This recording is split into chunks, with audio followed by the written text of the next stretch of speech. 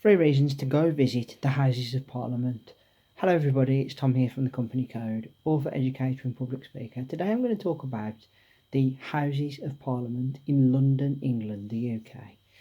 This is our government capital building where all the bills are passed, all of our lands, laws are discussed and all of the politics and policies are discussed. Honestly, I'm not a fan of politics. I'm not a fan of the whole idea of government. However, I do recognise its importance. And while I'm not a fan, I do think it's worth a visit because it's a very interesting place. And there's a lot of history there. And definitely go. I think it's worth it. Okay. First reason, well, quite simply, Westminster Hall. Westminster Hall is one of the largest unsupported ceilings that there's ever been. To its credit, this was built back in the 11th century by one of England's second monarchs. When I say second monarch, second recognised monarch, obviously England's history is very rich and goes back a long time. But William II had this created back about 1097, something like that. Very, very long time ago. Anyway, it's gone on under many modifications over the years, and is also now like where our monarchs will be laid to rest. So kings and queens that have died will be laid in there. Only 2 common people, I say common, I mean civilian people, not royalty, have ever been laid in the house and that Westminster Hall. That being William Gladstone and Sir Winston Churchill, who were both Prime Ministers of England and the UK at one point. So they're the only 2 people that have had that privilege. This is an area of that part of the world that is just like renowned for the best, basically. So yeah. Second reason, well, you want to, when you go somewhere like this, you want to go to where the action is. You want to go to where it's all happening. And of course, a government building, you want to go right to the heart and to the Houses of Commons. Now, the Commons it's a big long room, and you've got green as far as you can see. That's the colour of the House of Commons. You have a speaker sitting to stop it from boiling over, and you have the leader of the opposition, and you have obviously the government. And you've got so many hundred people on each side. If you go in there, you get a feel of just how crazy it could be on a really like heated debate day, how noisy it must get as well. Hence why you've got the guy who's in charge, or the woman that's in charge, just hitting the table every 2 minutes, order, order. And you'll get a real feel as to how our government has developed over the years, how we have come from literally tribes back in medieval times now through to what you'd class as civilised society.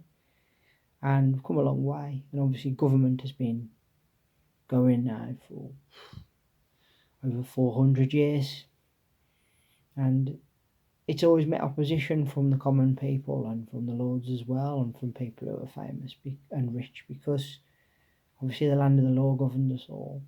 When you go to the Houses of Parliament, you will see just how much this building is revered in our history and how it has shaped the law of the land, how people have come to know its quirky ways. I'll tell you a story. There's a man that walks from the House of Commons through to the House of Lords. He's known as Black Rod.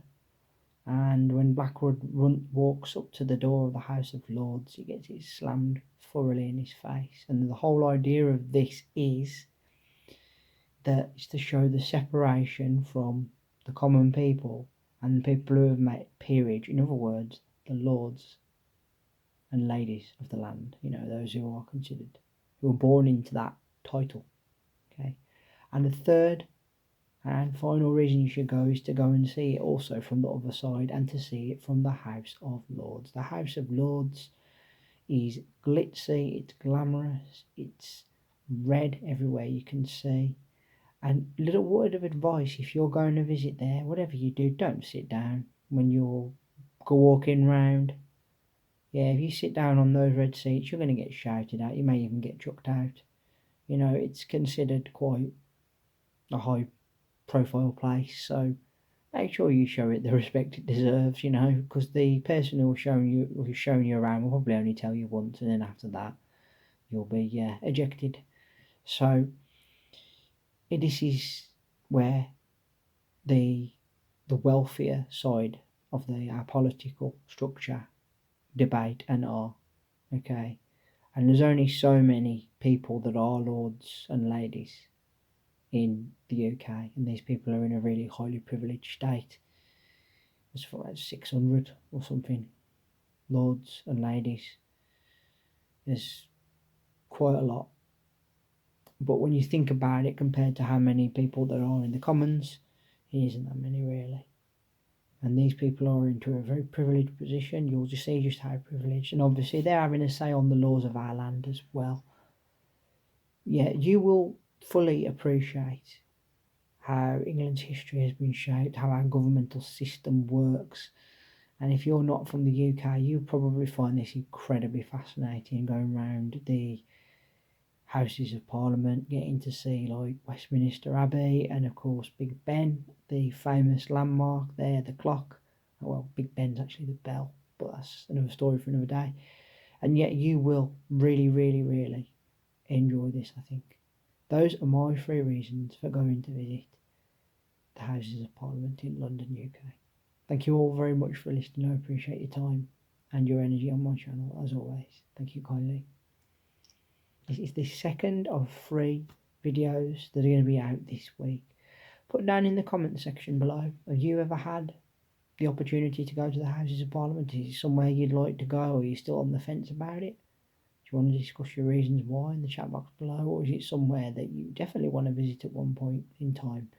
Remember to hit that subscribe button down below, leave me a thumbs up and a like, and let's hear that bell sign go ding dong so you know when my next content is out. But until then, everybody, I want to say thank you all ever so much as always for your time and energy on my channel, for your efforts, for being here, your patience and your support. I really appreciate it. Thumbs up to you all. Thank you. I'll be back in a couple of days. Until then, take care and thank you for watching. Bye for now.